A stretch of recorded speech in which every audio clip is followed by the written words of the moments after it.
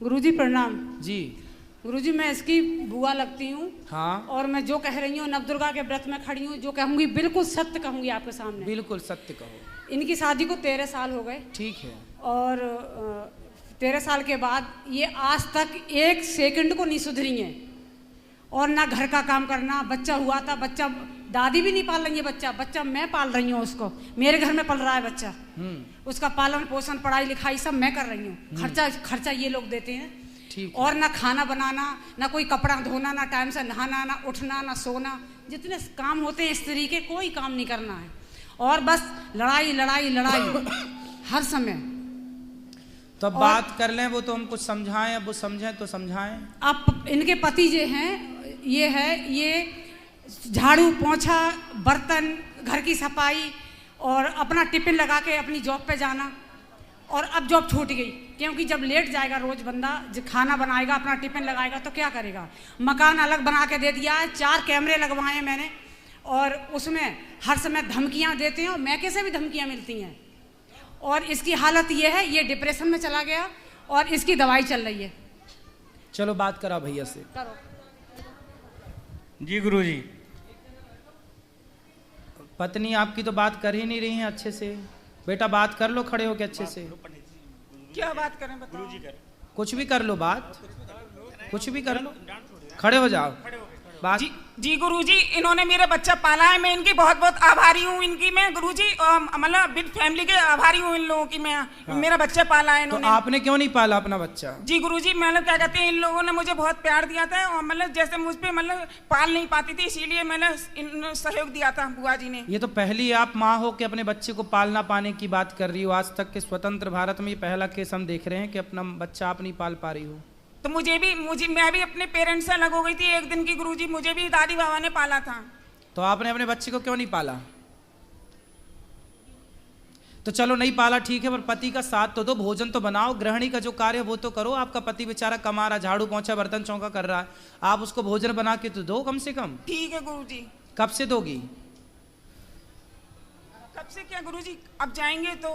क्या क्या बना लेती हो आप भोजन में?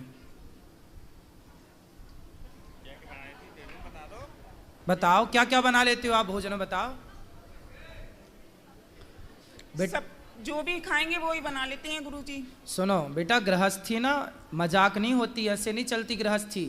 पति आपका इतना अच्छा है, कोई और होता तो अब तक पता नहीं क्या कर देता, लेकिन आपका पति बहुत अच्छा है और आपका पति अच्छा है तो आपको उस अच्छाई का लाभ लेना चाहिए। महाराज जी होशियार है, सब कुछ बना लेती है, खूब सब कर लेती है, लेकिन करना नहीं है कुछ। क्यों नहीं करना? अभी हम लोग वृंदावन से आए हैं और बालाजी से आए हैं, इसने इतना दुखी किया है, बार बार खो जाती है, चली जाती है, हम लोग ढूंढते ही रहते हैं, मिलती तो कहाँ चली जाती है? ऐसी गुम हो जाती है और घर में नहीं रुकती है कभी। हाँ। जब मर्जी आती है तब घर से चली जाती है। कहाँ? कहीं भी जहाँ मर्जी आए, 2 दिन में 4 दिन, अभी 1 महीने में आई है। 1 महीने में रह के आई है। 1 महीना कहाँ थी? मैके की साइड होगी कहीं पे। बात करो, इसके मैके की साइड होगी कहीं। 1 महीना कहाँ थी आप? गुरुजी मेरा परिवार है बड़ा, मैके में मेरे चाचा ताऊ भी सब बहुत बड़ा परिवार है, सब गवर्नमेंट जॉब पर हैं। तो मेरे अपने चाचा वगैरह के पास रुक गई थी मैं। तो सबके घर एक दिन रुक गए आप, है ना? जैसे एक ही जगह घर है, अलग अलग मोहल्ले हैं गुरुजी। तो आप चाचा के यहाँ गए थे, चाचा के यहाँ रुके, पर आपने अपना काम छोड़ दिया, अपना परिवार भी तो देखना चाहिए ना आपको। आपका परिवार देखना जरूरी है या चाचा के घर जाना जरूरी है? बताओ।